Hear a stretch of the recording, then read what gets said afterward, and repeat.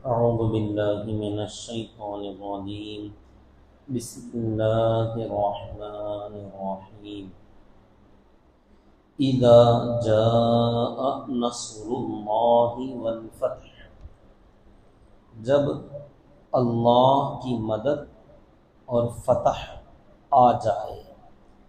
اذا جب، جاء آ جائے، اذا جاء جب آ جائے، نصر اللہ اللہ کی مدد، والفتح اور اللہ کی طرف سے کامیابی فتح آ جائے.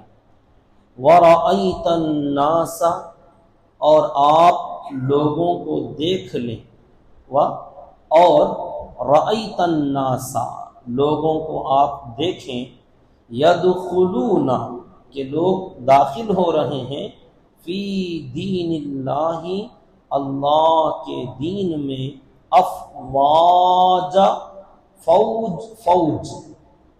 اور جب آپ لوگوں کو دیکھیں کہ لوگ اللہ کے دین میں داخل ہو رہے ہیں، فوج در فوج یعنی جماعتیں جماعتیں بن کر داخل ہو رہے ہیں، فسبح تو آپ تسبیح بیان کیجئے، بحمد ربک اپنے رب کی حمد کے ساتھ. فسبح بحمد ربک تو آپ اپنے رب کی حمد کے ساتھ تسبیح بیان کیجئے گا.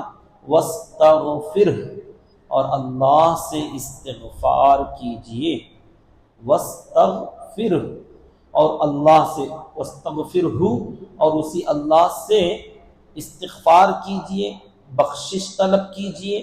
انہو کیونکہ وہ یعنی اللہ، کان توابا بہت زیادہ بخشنے والا ہے، بہت زیادہ متوجہ ہونے والا ہے، بہت زیادہ توبہ قبول کرنے والا ہے. محترم بزرگ و عزیز دوستو، جیسے کل میں نے بتایا تھا کہ حدیث پاک میں آتا ہے کہ یہ 5 سورے، سورہ کافرون پہلا سورہ، دوسرا سورہ نصر، اس کے بعد تیسرا ہے درمیان میں تبت یدا چھوڑ کر قل هو اللہ احد، قل اعوذ برب الفلق، قل اعوذ برب الناس.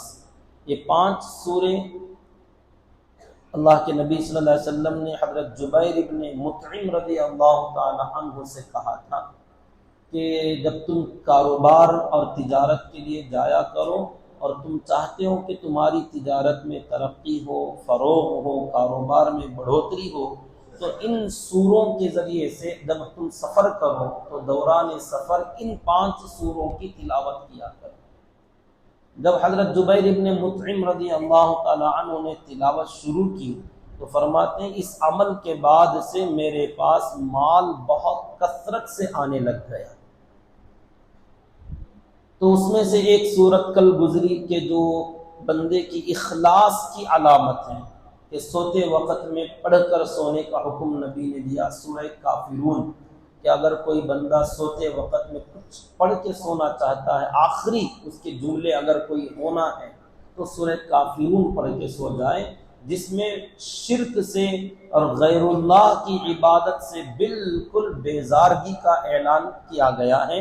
نہ اب نہ آئندہ کبھی بھی ہم شرک کی طرف لوٹنے والے نہیں ہیں. اب یہ جو دوسری صورت ہے اذا جاء نصر اللہ، جیسے میں نے پہلے بھی بتایا تھا کہ تمام چھوٹے سورے جتنے بھی ہیں یہ سب ایک دوسرے سے ملے ہوئے ہیں. جب مکے میں اللہ کے نبی صلی اللہ علیہ وسلم سے لوگوں نے کہا تھا کہ آپ ہمارے خداؤں کی عبادت کیجئے، ہم آپ کے اللہ کی عبادت کریں گے، تو اللہ نے فرما دیا عبادت تو نہیں ہو سکتی، لوگوں سے کہہ دیجئے ہمارا دین ہمیں ہے، تمہارا دین تمہیں ہے. تو آگے اللہ نے فرمایا جب تم ایک وقت آئے گا کچھ نشانیاں دیکھو، کچھ علامتیں ہم بتا رہے ہیں. اللہ نے فرمایا اللہ کی ایک تو مدد آئے گی اور دوسرے فتح آئے گی. جب تم اللہ کی مدد کو دیکھ لو اور فتح کامیابی کو دیکھ لو تو یہ 2 نشانیاں اللہ نے بیان فرمائی. اب یہ مدد اور فتح کون سی ہیں؟ تو ایک تو غزوہ بدر میں اللہ کی مدد بھی آئی، اللہ تعالیٰ نے فرمایا کہ 1000 فرشتے اتاروں گا، 3000 اتاروں گا، اور اگر ضرورت پڑی تو 5000 فرشتے اتاروں گا۔ تو غزوہ بدر میں فرشتے آئے، اللہ کی مدد آئی اور فتح بھی ہوئی۔ پہلی جنگ تھی اور 70 کو مار کے 70 کو قید کر کے جنگ بدر کامیاب ہو کر واپس لوٹے۔ تو کیا یہی وہ مدد ہے اور یہی وہ فتح ہے؟ یا اس کے آگے بھی کئی مرتبہ ایسے واقعات پیش آئے، جیسے غزوہ خیبر بھی فتح ہوا، اور احد تو شروع میں فتح بعد میں شکست دونوں درمیان میں رہی۔ غزوہ خندق وہ بھی کچھ رزلٹ کے بغیر درمیان میں، اللہ کی مدد وہاں پر بھی آئی۔ اللہ نے وہاں تیز ہوائیں بھیجی، تمام لشکروں کو ناکام و نامراد واپس بھیجا، اور صلح حدیبیہ بھی پیش آیا۔ ان تمام واقعات میں سے اللہ نے 2 چیزیں فرمائی، ایک تو اللہ کی مدد اور ایک اللہ کی طرف سے فتح۔ یہ 2 چیزیں تم دیکھ لو۔ تو مدد تو بدر میں بھی ہوئی، خندق میں بھی ہوئی، خیبر میں بھی ہوئی، جگہ جگہ پر اللہ کی مدد آئی، مگر فتح جو ہے نا، سب سے بڑی فتح وہ ہے فتح مکہ۔ کہ چھوٹے چھوٹے غزوات اور جنگیں فتح کرنا یہ بھی فتح ہیں، مگر بڑی فتح وہ ہے، بڑی کامیابی وہ ہے جس پر تمام عرب کے لوگ منتظر تھے۔ تمام اطراف و اکناف کے قبیلے والے، عرب والے انتظار کر رہے تھے کہ اس دین میں داخل ہونا یا نہیں داخل ہونا، کیونکہ اگر یہ صحیح ہیں تو مکے پر ان کو غلبہ دیا جائے گا، اور اگر یہ صحیح نہیں ہیں تو مکے والے ان پر غالب آئیں گے۔ کیوں؟ کیونکہ سورہ فیل جو پیش آیا تھا، میں نے اس میں بتلایا تھا کہ تمام عرب والوں کا یہ ذہن بن چکا تھا کہ مکہ اور خانہ کعبہ اللہ تعالی کی خصوصی جگہ ہے، اور یہاں اللہ تعالی غیروں کو کامیاب ہونے نہیں دیں گے۔ جیسے ابرہہ آیا تھا تو اللہ نے تباہ و برباد کر کے چھوڑ دیا، تو اس کے بعد سے یہ مزاج بن گیا لوگوں کا، انتظار کرتے رہے۔ نبی کی نبوت کا اعلان ہوا، مکے میں پھیلنے لگی دعوت، لیکن مجبور کیا گیا تو آپ ہجرت کر کے مدینہ آ گئے۔ تو تمام قبیلے والے انتظار کر رہے تھے کہ قریش اور مکے کے بارے میں کیا رزلٹ آتا ہے، کیا فیصلہ ہوتا ہے۔ تو اللہ نے فرمایا 2 علامتیں دیکھ لیجئے، جب اللہ کی مدد آئے گی اور فتح ملے گی، یعنی یہاں بڑی فتح عظیم جو ہے وہ فتح مکہ ہے، کہ جس کے فتح ہونے کے بعد سارا عرب فتح ہو جائے گا۔ بدر فتح ہوئی، مگر کوئی زیادہ اس کی وجہ سے اسلام میں لوگ داخل نہیں ہوئی، بس صحابہ کرام کا ایمان مضبوط ہوا، مدینے والوں کے حد تک اس کا اثر رہا۔ اطراف و اکناف والے بدر کی فتح سے کوئی زیادہ اثر نہیں لے رہے تھے۔ خندق میں بھی تمام 10,000 کا لشکر آیا اور واپس چلا گیا، تب بھی کوئی فرق لوگوں کو نہیں پڑا، کیونکہ ایسا ہوتا رہتا ہے، کبھی ہم جیتے کبھی وہ جیتے، درمیان میں چلتا رہتا جنگوں کے درمیان۔ لیکن مکہ اگر قریش کے ہاتھ سے نکل جائے اور نبی کے ہاتھ میں چلا جائے اور وہاں نبی کی حکومت قائم ہو جائے، تو اب اس نبی کے صحیح ہونے کی دلیل ہوگی۔ اور سن 8 ہجری مدینہ منورہ جانے کے 8ویں سال میں اللہ تعالی نے فتح بھی عطا فرما دی۔ رمضان کا مہینہ ہی تھا، رمضان کے اندر اللہ تعالی نے مکہ مکرمہ پر فتح عطا فرمائی۔ تو اللہ نے فرمایا یہاں 2 چیزیں ہم بتا رہے ہیں، اذا جاء نصر اللہ، جب اللہ کی مدد آئے، والفتح، اور کامیابی آئے، یعنی مکے کی فتح اگر مل جائے تو اس کے بعد تیسری نشانی ہم بتاتے ہیں، یہ دیکھ لے، وہ کون سی؟ وَرَأَيْتَ النَّاسَ، کہ لوگوں کو آپ دیکھیں گے، عام انسانوں کو دیکھیں گے، يَدْخُلُونَ فِي دِينِ اللَّهِ، کہ اللہ کے دین میں لوگ داخل ہونے لگیں گے، افواجا، جماعتیں جماعتیں، وفود وفود بن کر آئیں گے، فوج در فوج آئیں گے، قبیلے قبیلے آئیں گے اور اسلام میں داخل ہوں گے۔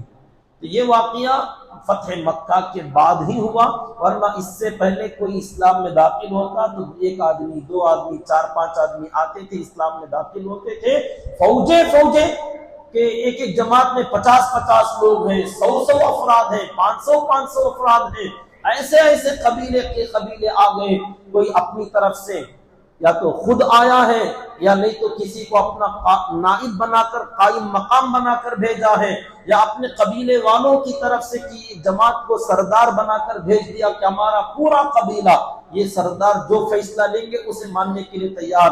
تو ایسے جب جماعتیں اسلام میں داخل ہونے لگیں، یہ کب ہوا؟ سن 9 ہجری، جس کو عام الوفود کہا جاتا ہے، کہ وفد کے آنے کے جماعتوں کے آنے کا سال تھا، کہ 10 ہجری میں بھی تقریباً یہ سلسلہ چلتا رہا کہ جماعتیں پورے قبیلے والے ایمان اور اسلام میں داخل ہونے لگے۔ تو اللہ نے 3 نشانیاں بیان فرمائی۔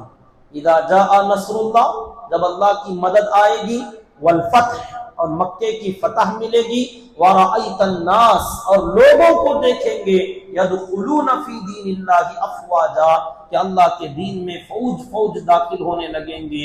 یہ 3 نشانیاں اگر نبی جی آپ دیکھ لیں تو تب کیا کیجئے؟ تو آپ کو ایک کام کرنا ہے، سبح بحمد ربک، اپنے رب کی حمد کے ساتھ تسبیح شروع کیجئے، واستغفر، اور دوسرا کام استغفار طلب کیجئے، اللہ سے بخشش طلب کرتے رہیے۔ یہ 2 کام آپ کثرت سے کرنا شروع کر دیجئے۔ آپ پہلے بھی کرتے رہے، اللہ کا حکم ہے سبحوہ بکرۃ واسیلا، صبح و شام اللہ کی تسبیح بیان کرو، حمد و ثنا بیان کرو، لیکن یہ 3 نشانیاں جب دیکھ لیں تو آپ کثرت سے یہ کام کرنا شروع کر دیے، اٹھتے بیٹھتے چلتے پھرتے۔ کیوں؟ انہو کان توابا، اس لیے کہ وہ اللہ بہت توبہ قبول کرنے والا ہے۔ تو 3 نشانیاں اور 2 حکم، ایک تسبیح بیان کرنے کا اور دوسرا استغفار کرنے کا، اللہ نے 3 نشانیاں دیکھنے پر بیان فرمایا۔ اس سورہ کے نازل ہونے کے بعد، یہ سورت نازل ہوتی ہے سن 10 ہجری میں، بعض حضرات نے فرمایا پہلے بھی نازل ہوئی، لیکن جب مکہ مکرمہ فتح ہونے کے بعد حجۃ الوداع میں، جب عرفات کے میدان میں آپ تشریف فرما تھے، اس موقع پر یہ سورت نازل ہوئی۔ اس کے بعد الیوم اکملت لکم دینکم، ایمان اور اسلام کے تکمیل والی آیت نازل ہوئی۔ جب یہ آیت آپ نے یہ سورت پڑھ کے سنا دی، تمام صحابہ خوشیاں منانے لگے کہ الحمدللہ اللہ کی مدد آ گئی، کامیابی مل گئی، لوگ اب فوج داخل ہونے لگ گئے۔ تو بڑی خوشی کی بات ہے کہ ہمارا دین پھیلنے لگا، پنپنے لگا، اور دنیا میں بڑھنے لگا، نشو و نما ہونے لگی۔ اس سورے کے بعد ام المؤمنین حضرت ام سلمہ رضی اللہ تعالیٰ عنہ فرماتی ہیں کہ آپ اس کے بعد کثرت سے جب بھی بیٹھتے یا اٹھتے، لیٹتے، چلتے، گھر میں آتے، باہر نکلتے، تقریباً ہم نے آپ کی زبان سے سبحانک اللہم وبحمدک واستغفر الیک ربی آپ پڑھا کرتے تھے۔ آپ نے یہ جملے امت کو بھی ترغیب دیے، فرمایا 2 جملے ہمیشہ کہہ لیا کرو، کلمتان خفیفتان علی اللسان۔ آپ نے فرمایا 2 کلمے میں تمہیں ترغیب دیتا ہوں، سکھاتا ہوں۔ نبی نے فرمایا کلمتان، 2 کلمے، خفیفتان علی اللسان، زبان پر بہت ہلکے، ہر آدمی بول سکتا ہے، پڑھا لکھا بھی، قریے والے، دیہات والے، علم والے، بے علم والے، جوان، بچے، بوڑھے، سب بول سکتے، اتنے ہلکے ہیں، کوئی زیادہ مشق کرنا بھی نہیں پڑے گا۔ کلمتان خفیفتان علی اللسان ثقیلتان فی المیزان، زبان پر جتنے ہلکے ترازو میں اتنے ہی بھاری، میزان میں قیامت کے دن بہت بھاری جملے ہیں، قیامت میں میزان کے اندر جس کے ترازو کے پلڑے میں وہ جملے پڑ جائیں گے، پلڑا جھک جائے گا۔ ثقیلتان فی المیزان، ترازو میں بھاری، زبان پر ہلکے، صرف 2 کلمے، سبحان اللہ وبحمدہ سبحان اللہ العظیم۔ 2 جملے آقا نے فرمائے، سبحان اللہ وبحمدہ، جو اللہ نے فرمایا فسبح بحمد ربک، اپنے رب کی حمد کے ساتھ تسبیح کیجئے۔ تو سبحان اللہ و بحمدہ، دوسرا ہے سبحان اللہ العظیم۔ کون سا مشکل کا، ہر بندہ بول سکتا ہے۔ فرمایا یہ بہت دو ہی جملے ہیں، سبحان اللہ و بحمدہ ایک جملہ ہے، سبحان اللہ العظیم دوسرا جملہ ہے۔ زبان پر بڑے ہلکے ہیں، ترازو میں بہت بھاری ہیں۔ اور فرمایا حبیبتان عند الرحمن، تین صفتیں آقا نے بیان فرمائی۔ دو کلمے ایسے ہیں، خفیفتان علی اللسان، زبان پر بہت ہلکے، ثقیلتان فی المیزان، ترازو میں بہت بھاری، حبیبتان عند الرحمن، اور رحمان کو بہت محبوب، اللہ کو بہت پسند۔ تین صفات ان دو جملوں کے نبی نے بیان فرمایا۔ تین صفات والا یہ تسبیح ہے، یہ بول ہے، یہ کلمہ ہے، خفیفتان علی اللسان، ثقیلتان فی المیزان، حبیبتان عند الرحمن۔ دو کلمے زبان پر ہلکے، ترازو میں بھاری، رحمان کو محبوب۔ اتنی صفات والے کیوں نہ کہیں، کہتے رہا کرو ہمیشہ سبحان اللہ و بحمدہ سبحان اللہ العظیم۔ بہت ہلکی تسبیح ہے اور بہت وزنی تسبیح ہے قیامت میں۔ تو اللہ کا حکم ہے اپنے رب کی حمد کے ساتھ تسبیح بیان کیجیے۔ اور بعض مرتبہ فرمایا آقا نے، جب مجلس میں ایسے بیٹھا کرو، کسی بھی مجلس میں جب وہ مجلس ختم ہونے لگے تو پھر یہی جملے کہہ لیا کرو جس میں اللہ کی تسبیح ہو اور اللہ کی حمد بھی ہو، اور آخر میں واستغفر، اللہ نے فرمایا استغفار بھی کرو، معافی بھی طلب کرو۔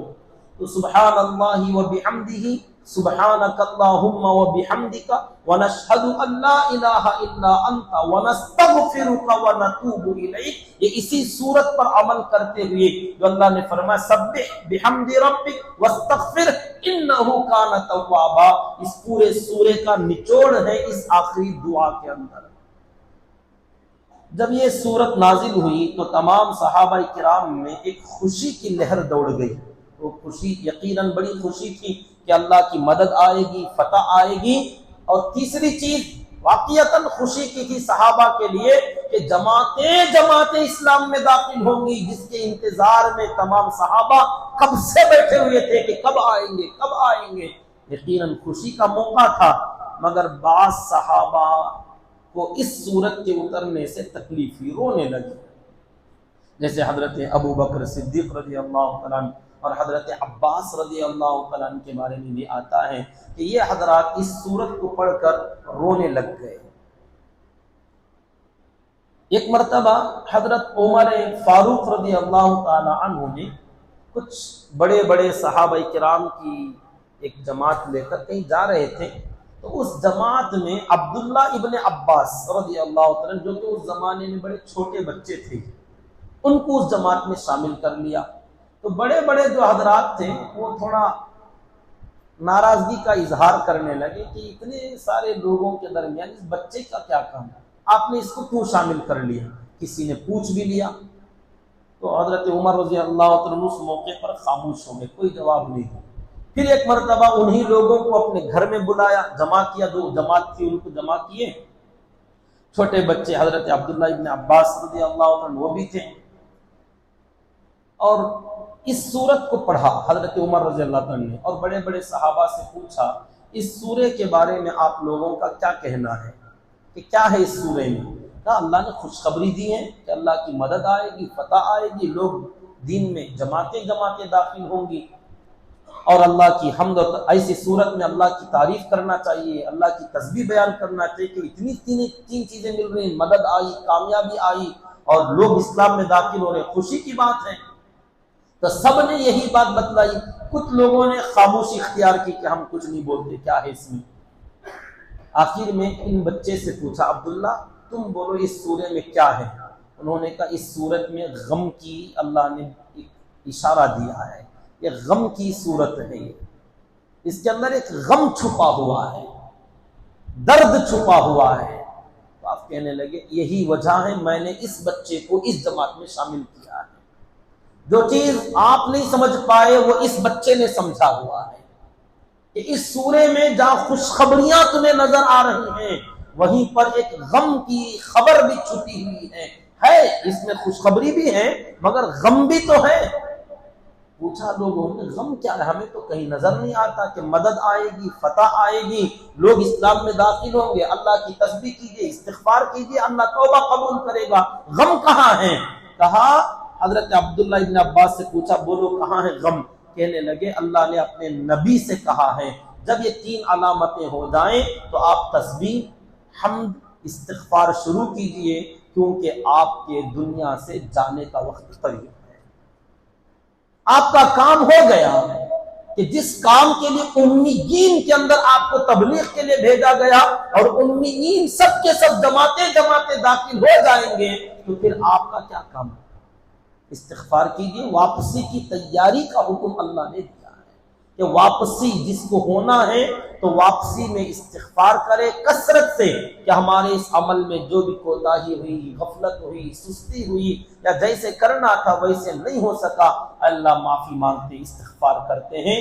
کہ یہ ہر بندے کی واپسی کا اشارہ ہے کہ جب بھی آپ کسی کار خیر سے واپس لوٹو تو یہ 3 کام، تسبیح، حمد، استغفار، یعنی اللہ کی بڑائی بیان کیجیے، پاکی بیان کیجیے کہ اللہ کو ہماری کوئی محنت کی ضرورت نہیں تھی، سبحان اللہ، اللہ ہر عیب سے پاک ہے کہ ہمارے کرنے سے کچھ نہیں ہوا، کہ اللہ نے کہا کہ ہم کریں، کام کریں، ہماری عبادت سے، ہماری محنت سے، ہمارے مجاہدے سے کچھ ہوا نہیں، سبحان اللہ، اللہ کی تعریف، اللہ کی پاکی ہے، اور بحمدی، اور اللہ کی تعریف ہے کہ اس اللہ نے اپنا کام ہم سے لیا۔ بات سمجھ رہے ہیں؟ تسبیح، سبحان اللہ، اللہ ہر عیب سے پاک، کہ آپ کو ہماری ضرورت نہیں تھی کہ ہم تیرے دین کی مدد کریں، تیری مدد کریں، تو کوئی کمزور ہو گیا تھا، نعوذ باللہ، سبحان اللہ، سبحان اللہ، اللہ کو ہماری مدد کی کوئی ضرورت نہیں تھی، ہماری عبادتوں کی کوئی ضرورت نہیں تھی، پھر کیوں کرا لیا؟ اللہ کی تعریف ہے، وہ جہاں جس سے بھی کام لے سکتا ہے ہم جیسوں سے لے لیا، اور بحمدی، اللہ کی حمد ہو اس بات پر کہ اس نے ہمیں اس کے دربار میں سجدہ کرنے کے لیے قبول کر لیا، اپنی دین کی محنت کے لیے ہمیں قبول کر لیا، اللہ کی تعریف ہو، وہ اپنا کام کسی سے بھی لے لیتا ہے۔ تو کام لینے پر اللہ عیب سے پاک، ہم نے کام کیا، اللہ کی تعریف ہے، اللہ نے ہم سے کرا لیا، لیکن جیسے کرنا تھا ویسے نہیں کر سکے، اس لیے معافی مانگتے ہیں، اللہ معاف کر دے، آپ کا بڑا کام ہم سے لیا مگر ہم جیسے کمزور، جیسے کرنا تھا ویسے نہیں کر پائے، اس لیے آپ ہمیں معاف کر دیجیے۔ 3 چیزیں ایک ساتھ ملی ہوئی، اسی لیے ہماری جو نماز شروع ہوتی نا، نماز، کبھی غور کیجئے نماز پر، اللہ اکبر، رکعت باندھتی اندر داخل ہوئے تو شروع کہاں سے ہوتا ہے؟ سبحان اللہ، سبحانک اللہ، اللہ سے تسبیح بیان کرتے ہیں، کہ یہاں ثنا پڑھتے ہیں، سبحانک اللہم و بحمدک، کہ اللہ تعالیٰ تیری تعریف ہے کہ تو ہماری عبادتوں کا محتاج نہیں، اللہ الصمد، اللہ بے نیاز ہے، تو ہم نے ثنا جو سبحانہ سے پڑھنا شروع کیا، یہی سبحان، کہ تیری عبادت کی، ہماری جو ہم عبادت کر رہے ہیں تجھے کوئی ضرورت نہیں ہے، تیرے پاس تو فرشتے تیری عبادت کے لیے کافی ہیں، پھر ہم سے عبادت آپ کروا رہے ہیں، اللہ کی تعریف، الحمدللہ رب العالمین الرحمن الرحیم، اب پڑھو سورہ فاتحہ، تیری تعریف ہے کہ ہمیں اپنی عبادت میں لگا دیا، ہم جیسے ناپاک لوگ، گندے لوگ، نکمے لوگوں کو تیرے دربار میں کھڑنے کا موقع دیا، تیری تعریف۔ اب پوری نماز میں یہی کرتے رہو، جب نماز کمپلیٹ ہوگی، چاہے وہ 2 رکعت ہو، 3 رکعت ہو، 4 رکعت ہو، آخر میں باہر نکلنے سے پہلے کیا کرو؟ استغفار۔ کہاں کرتے ہیں؟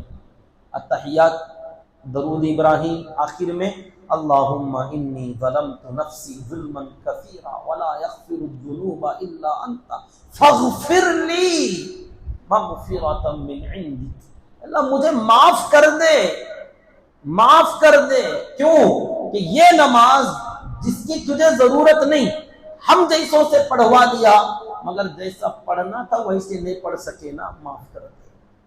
تو پوری نماز شروع میں ہوئی سبحان، اللہ کی تعریف سے، درمیان میں الحمد، اللہ کی تعریف ہوئی، تسبیح بیان ہوئی، اور آخر میں آ کر استغفار، اور نماز سے نکلو باہر، عبادت ختم۔ تو ہر جگہ پر یہ یہاں محدثین اور مفسرین نے ایک نکتہ یہ بیان فرمایا کہ دیکھو ہمارے لیے بھی یہ سورہ ہے، یہ تو صحابہ اور نبی کے لیے ہو گیا، ہمارے لیے کیا ہے؟ اب اس سورے کو اپنی زندگی پر فٹ کرو۔ اذا جاء نصر اللہ، تمہاری بھی زندگی میں کہیں اللہ کی مدد کبھی ملے گی آپ کو، سفر میں، حضر میں، گھر میں، میاں بیوی کے جھگڑوں میں، اولاد اور ماں باپ میں، کاروبار میں، حکومتوں میں، آفسوں میں، اللہ کی مدد تم دیکھو گے کہیں پر۔ والفتح، جو تمہارا ٹارگٹ ہوگا اسے تم حاصل کرو گے، اللہ کی کامیابی تمہیں مل جائے گی، اور اس کے بعد لوگ تمہاری تعریفیں کرنے لگیں گے کہ تمہارے پاس ماشاءاللہ فلاں فلاں چیزیں، دین میں داخل ہوں گے وہ اللہ کے نبی کے ساتھ۔ ہمارے لیے کہ ماشاءاللہ ہمارے چاہنے والے بن جائیں گے، لوگ تعریف کرنے لگ جائیں گے، یہ تمام چیزیں اللہ کی مدد اور کامیابی ہیں۔ جب یہ چیزیں دیکھو تو تم بھی کیا کرو؟ اللہ کی تعریف بیان کرو، اللہ کی تسبیح بیان کرو۔ اللہ کا احسان ہے کہ رب نے میری کاروبار میں یہ ترقی دے دی، میری آفس میں میرا یہ عہدہ دے دیا، میرا کاروبار نکل گیا، میرا کام بن گیا۔ اب ایگزام آ رہے ہیں، اسٹوڈنٹس اگر کامیاب ہو جاتے، رزلٹ اچھا آتا ہے، تو اللہ نے فرمایا جب مدد ملی، کامیابی ملی، تو کیا کرو؟ سبح بحمد ربک، رب کی تعریف کرو۔ یہ نہیں کہ کامیابی ہوتے میں پڑھا تھا، اچھا پڑھا تھا، مجھے معلوم تھا ایسا چھوٹا کو ویسا، یعنی اپنی شیخی نہ بگارا کرو، اپنی بڑائی نہ بیان کیا کرو۔ اللہ نے کامیاب کیا تو کہو اللہ کا احسان ہے، رب کا احسان ہے کہ اللہ نے اپنے فضل سے کامیابی عطا فرما دی۔ تو ہر بندے کو اپنی زندگی میں جہاں جہاں بھی کوئی کامیابی، کوئی مدد اللہ کی نظر آ جائے تو فوراً الحمدللہ اللہ کا شکر کرنا چاہیے، تعریف بیان کرنا چاہیے۔ اللہ تعالیٰ سے دعا کریں کہ اللہ رب العزت ہم تمام کو عمل کی توفیق عطا فرمائے، آمین۔ سبحان اللہ وبحمدہ، سبحانک اللہم وبحمدک، ونشہد ان لا الہ الا انت، ونستغفرک ونتوب الیک۔